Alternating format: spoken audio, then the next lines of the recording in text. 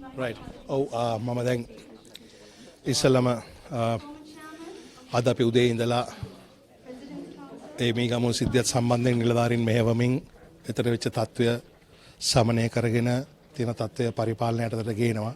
මේ වෙලාවේ තත්ත්වය සමනය වෙලා තියෙනවා. නමුත් මට කියන්නට ඕන අපි විශාල වශයෙන් කම්පනයකට ලක් වෙලා ඉන්නවා. විශාල කනගාටුවක් කම්පනයක් තිබෙනවා. මොකද රැඳවියු මේ ගිහිල්ලා තියෙනවා. ඊට අමතරව කාර්ය මණ්ඩලය මිය ගිහිල්ලා තිබෙනවා. ඒක රැඳවියුද කාර්ය මණ්ඩලයේද කියන එක නෙමෙයි අපේ තියෙන ප්‍රශ්නේ. එතන මනුස්ස ජීවිත නැති වෙච්ච එක පිළිබඳව බලවත් කම්පනයක් තියෙනවා. ඉතින් මම ඉස්සල්ලාම මිය ගිය අයගේ පවුල් වල කට්ටියට බලවත් ශෝකය සහ කනගාටුව ඉස්සල්ලාම ප්‍රකාශ කරන්නට ඕන. දැන් සිද්ධිය වෙච්ච නිසා අපි එතනට ගිහිල්ලා වෙලා තියෙන දේ හොයලා බලලා ඉදිරියේදී මේ වෙන දෙයක් නොවෙන්න වග බලා ගන්න ඕනේ කියන තැන අපි ඉන්නේ. මේ කාටවත් අපි වරද පවරන්න හෝ එහෙම කරනව නෙමෙයි. මේක ඇත්තටම කම්පනයක් තියෙනවා. අධිකරණ ඇමතිවරයා වශයෙන් මගේ බාරේ තියෙන ආයතනයකයි මේක වෙන්නේ. ඒ නිසා ඒ වගකීම මට ඒ ආකාරයෙන්ම බාර ගන්න වෙනවා. නමුත් දැන් තියෙන්නේ මේකට පසුතැවෙන එකට වඩා වුණේ මොකද්ද? ප්‍රශ්නේ කොතනද? කවුරුන් හෝ වැරදි ලෙස කටයුතු කරලා තියෙනවද? ගැටුම ඇති වුණේ කොහොමද? ඉදිරියේදී මේව ඇති නොවන්නේ කොහොමද? කියන එකට අපි පහුගිය අවුරුදු කමාරම් මහන්සි වෙලා වැඩ කරලා තිබෙනවා. ඉතින් ඒක නිසා අපිට මුලින්ම මට ඒක තමයි මට කියන්න අවශ්‍යතාවය තියෙන්නේ. දැන් ඉතා ඉක්මනින් මේකට පිළියම් යොදන්න ඕන කියන දේ අපි ඉන්නවා. අමතුමා මේක පාලනය කරගන්න නැහැ කිව්නේ මොකද මේ දැන් මරණ ඒක තමයි මට දැනට තියෙන තොරතුරු අංග සම්පූර්ණව මං ගාව නැහැ. මං දැන් ගියාම තමයි හම්බ වෙන්නේ. ඔබ දන්නවා මෙතන ඇත්තටම කල්ලි කණ්ඩායම් දෙකක් අතර පාතාලයේ භද්‍රව වලට සම්බන්ධ කණ්ඩායම් දෙකක් අතර ඊයේ රාත්‍රියේ තමයි ඉස්සෙල්ලම ගැටුම ඇති වෙලා තිබෙන්නේ. ඊයේ රාත්‍රී ගැටුමුත් කට්ටියක් තුවාල ලැබලා තියෙනවා. මොකද ඒ ගැටුම බේරන්න කාර්ය මණ්ඩලයට වුණුත් පහර වැදිලා වුණුත් තුවාල ලැබලා හිටියා. ඊට ඊයේ රාත්‍රියේ සමනයටපත් කළා.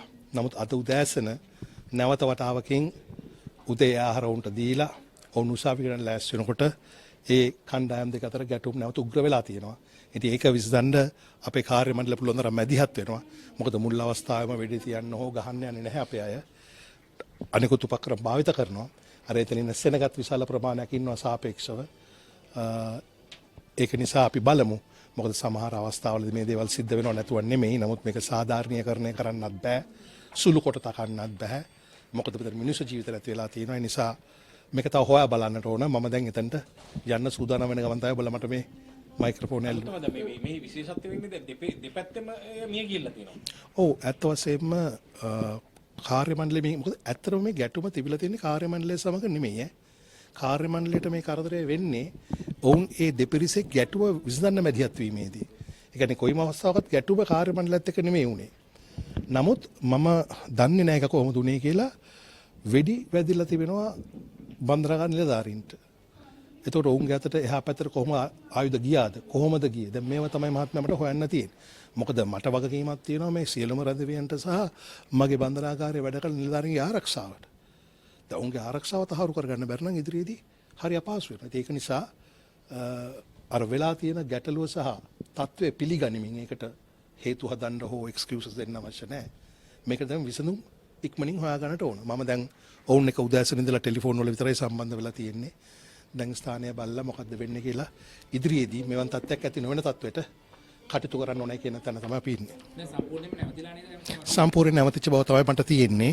ඒ ප්‍රශ්නේ නැවතුණාට දැන් අපි මැනේජ්මන්ට් එකක් වශයෙන් කොච්චර මහන්සි වෙන්න ඕනද මේක දැන් යථා තත්ත්වයට ගේන්න. දැන් හැමෝම මාධ්‍ය වලින් අපිට දොස් කියනවා කවුරුත් තොරතුරු දෙන්නේ නැහැ. දැනටවත් මගේ බන්ධනාගාරයේ ශේෂ්ත්‍රී ජේෂ්ඨතම තුන් දෙනා තාමත් ඉන්නේ ඒක ඇතුලේ උදේ ඉඳන්. මොකද අපි යම් ප්‍රමාණයකට දෙන්න රැඳවි යම් ප්‍රමාණයක් වෙනත් හිරගෙවල් වලට යවනවා. මොකද අර ගැටුම් ඇති කරගත්ත කල්ලි ඔක්කොම එකට තියන්න බැරි නිසා. ඉතින් ඒකම තමයි තොරතුරු දෙන්න පරක්කු වෙන්නේ. මොකද හේතුව ඒගොල්ලෝ අපි තාම වැඩ. ඔව් සමනය වෙලා තිබෙනවා. නමුත් සමනය වුණා කියලා ප්‍රශ්න විසඳෙන්නේ නැහනේ. යම් කිසි කාලික බන්ධනාගාරය ඔවුන්ගේ පාලනයට නතු කරගෙන තිබ්බද? ඒ තරම් තොරතුරු නම් මං ගාව දන්නේ නැහැ. එහෙම දන්නේ නැහැ. නමුත් ගැටුම් ඇති වෙච්ච වෙලාවේ මම හිතන්නේ ඔවුන්ට ඉතින් යම් බලයක් තිබුණා නේ වෙලාවේ. ඒකනේ අපේ කට්ටියට තුවාල වෙන්නේ. සාමිය යන්නේ. නේ? මට අවසානම මූලික වශයෙන්ම කියන්න තියෙන දේ නැවත කියනවා. මෙහි මිය ගිය පවුල් වලට අපි පළ කරන ශෝකය සහ කම්පනය. ඒකේ අඩුවක් නැහැ. ඔහු රැඳවියෙද්ද ඔහු පාතාලද කියන එක අපිට අදාළ නැහැ. මිනිස්සු මැරලා තියෙනවා. ඒ ගැන විශාල කම්පනයක් තියෙනවා. නොසුදු විය යුතු දෙයක්. ඒ නිසා ඒ වගකීම අධිකරණ ඇමතිවරයා වශයෙන් මගේ අතේ තියෙන ආයතනයක්. ඒක අපි බාර ගන්න ඕනේ. බාර ගන්න ප්‍රශ්න විසඳන්න ඕනේ.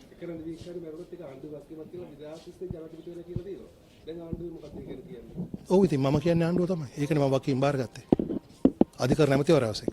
සමස්ත ආණ්ඩුවම බාර ගන්න අවශ්‍යද කියන මම දන්නේ නැහැ. නමුත් අධිකරණ ඇමතිවරයා වශයෙන් මගේ ආයතනයක් නේ. ඉතින් මට වකීම් බාර ගන්න වෙනවනේ. විපක්ෂ නායකතුමත් චෝදනා කරනවා මේ අවයිලබල් නැහැ මේක ආණ්ඩුව වකීම ගන්න කියලා. ඉතින් මම අරන් ඉවරයි. මම අධිකරණ ඇමතිවරයා. මගේ යටතේ තියෙන ආයතනයක තමයි මේක වෙන්නේ. ඒ වගකීම බාර ගන්න නිසා තමයි දැන් මම මේ ගමෝට ගිහිල්ලා ඊටු ප්‍රශ්න ටික විසඳන්න හදන්නේ. මේ බන්ධනාගාර කොමසාරිස් කෙනෙක් කවුරුද පුතාගේ කාලයක හිටන්නේ නැහැ. ඒක නෙමෙයි කොමසාරිස්වරයෙක් පත් කළ නැද්ද තාම? නෑ දැනට අපේ ඉන්නේ ප්‍රසාද් මහත්තයා. එයා සාර්ථක ලෙස එක් කරගෙන යනවා. වැඩ බලනවද? වැඩ බලන පත්වීමක් දීලා තියෙන්නේ తాවකාලිකව. නමුත් එයා ඒක හොඳට කරනවා මේ අවස්ථාවේ. ඇත්තටම මේ අතපසුවීමක් වුණාද?